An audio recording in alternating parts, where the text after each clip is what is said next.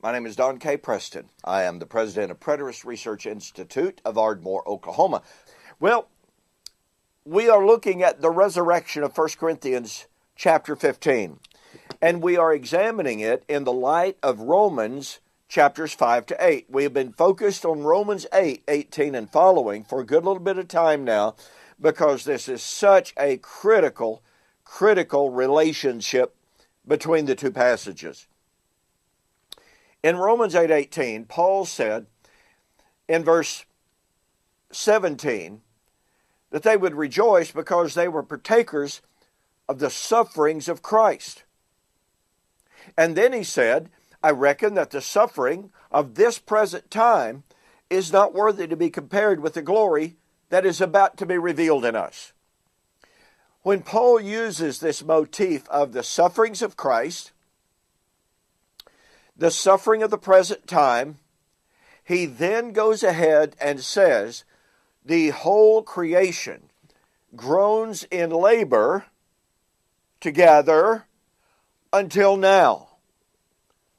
And that creation that was groaning in the labor pains was longing for the manifestation of the sons of God, for the revealing of the sons of God, to be released from the bondage of corruption into the glorious liberty of the sons of God.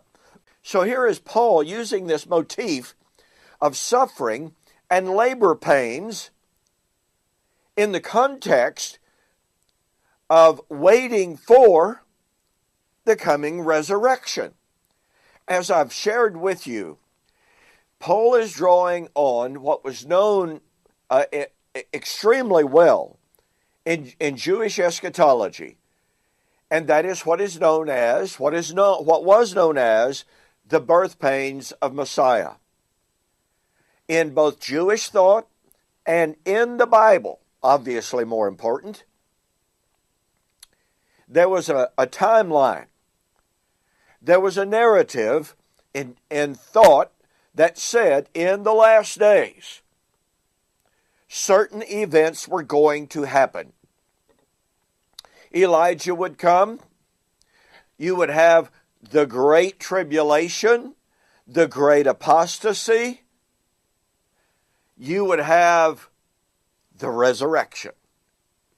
There is an inseparable connection in Jewish thought between the great tribulation, or just simply the end time suffering that the people of God would have to go through, but that suffering would purify them, and a remnant would be saved at the coming of the Lord, the judgment, and the resurrection. Now, where did the Jews get that idea? And is it a legitimate idea to link the Great Tribulation with the resurrection? And the answer to that is absolutely yes. I've already shared with you Jeremiah chapter 30. Well, I want you to look again. Look with me at Isaiah chapter 26. Now, keep in mind, folks, Isaiah 24 to 27 is called the Little Apocalypse. The New Testament writers draw on it over and over and over. They cite it, they allude to it in their predictions of the coming of the Lord, the judgment, and the resurrection. These chapters are critically important for understanding biblical eschatology. And over, listen to me very carefully, over and over in Isaiah 24 to 27, there is a linkage between the end time suffering and the judgment on Jerusalem and the resurrection. Instead of chapter 26, we'll get back to that, look at Isaiah 25, 1 to 8. O Lord, you are my God. I will exalt you. I will praise your name, for you have done wonderful things. Your counsels of old are faithfulness and truth. Now watch this. You have made a city a ruin, a fortified city a ruin, a palace of foreigners to be a city no more. It will never be rebuilt. Therefore the strong people will glorify you. The city of the terrible nations will fear you. For you have been a strength to the poor, a strength to the needy in his distress. I'm going to skip down now for time's sake. Verse 6. In this mountain, that's Zion. In this mountain, the Lord of hosts will make for all people a feast of choice pieces, feast of wines on the lees, a feast of fat things full of marrow, of well-refined wines on the lees. And he will destroy on this mountain the surface of the covering cast over all the people, and the veil that is cast over all the nations. He will swallow up death in victory.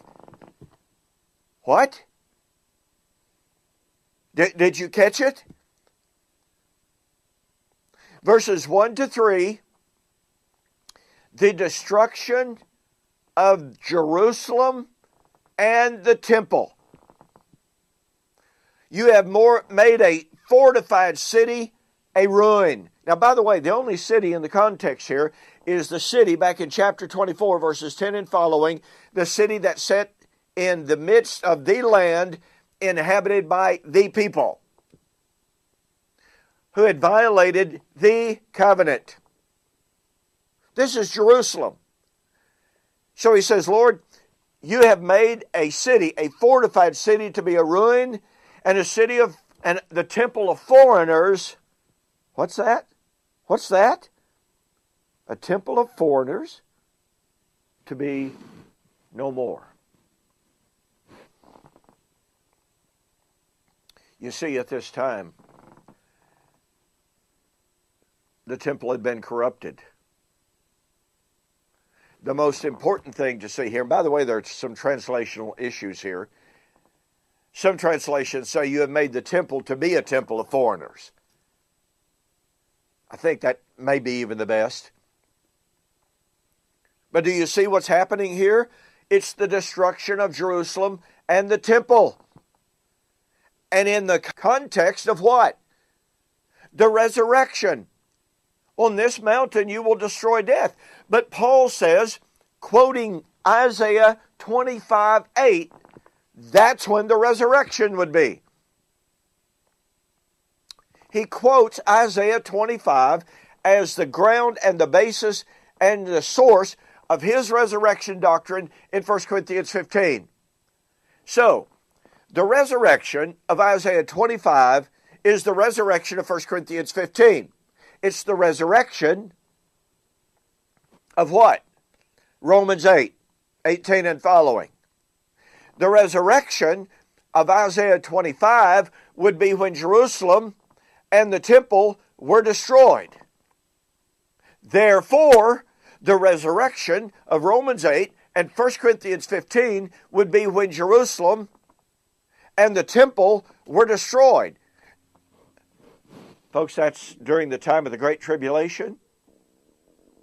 And as we will see, Jesus predicted that identical thing. We will see you on the flip side.